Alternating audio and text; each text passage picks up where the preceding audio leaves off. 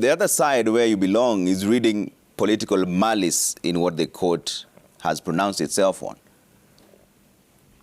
Dennis? Trevor, thank you so much for this conversation. Trevor, from where I stand, and this is a private view, the most corrupt person in this country is the president.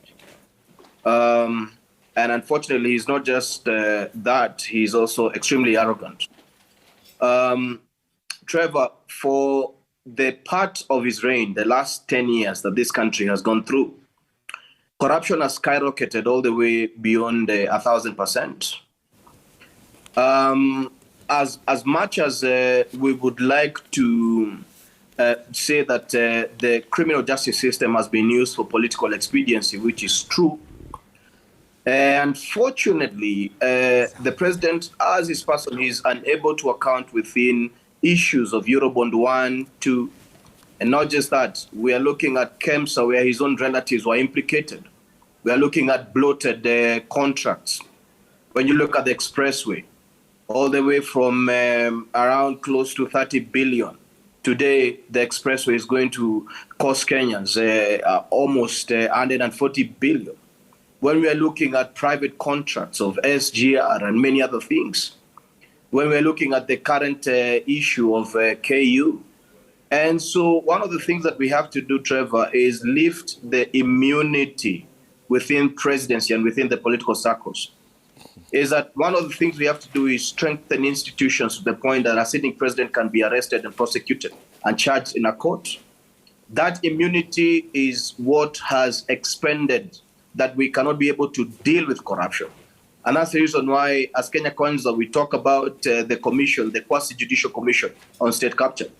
Traditionally, all the way from independence to where we are, the issue has been that all mega corruption has been perpetrated at the presidential level. And so when you have a corrupt president, then this country must continue to limp and suffer within the quagmire of an audited corruption. Corruption that seeks today to today ensures that food rations must come from State House. But Dennis, we're talking about the integrity of the leaders we choose, not so much in terms of the role Kenyans have to play when you talk about integrity of the leaders they're choosing. And there's an election coming up in 10 days. And Trevor, so the question is, what are we missing as a country? And I said, Trevor, I mean, we have to be able to lift political immunity so that our leaders are held to account.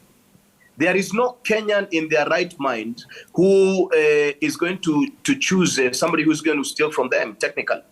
And I'm telling you, two things must happen, Trevor. The first thing that must happen is that we must lift immunity on the fact that a sitting president cannot be able to prosecute.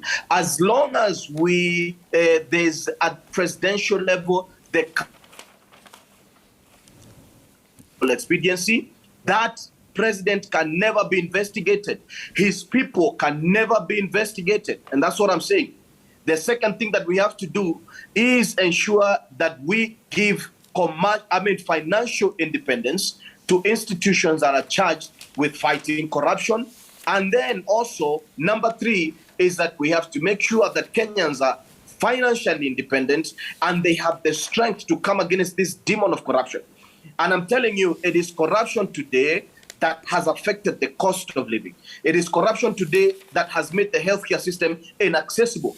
The problems we have in this country is because corruption has repurposed government and it has repurposed financing, and corruption has worked only for a cabal of few. And this is where we are. When you look at Chapter 6 of the Constitution, the inability to make sure that we mainstream this habit is killing the Bill of Rights. That today Kenyans don't even enjoy the Bill of Rights. It has injured Chapter 13 of the Constitution on what a public servant should be. It has again dealt a blow on Article 43, and that is the socio-economic rights, at the end of the day. And I can cite 1 or 2, 3. When you look at Article 10.2 of the Constitution, that is our national values of governance, we haven't ratified that. And the thing I'm telling you, Trevor, is what we call presidential immunity. Okay. Political immunity is that you can use the criminal justice system at your beck and call. Okay. Even though we made sure that the office of the Inspector General of Police has constitutional safeguards. And so that immunity sits as one of the greatest impediments towards ensuring that we rationalize integrity. Okay.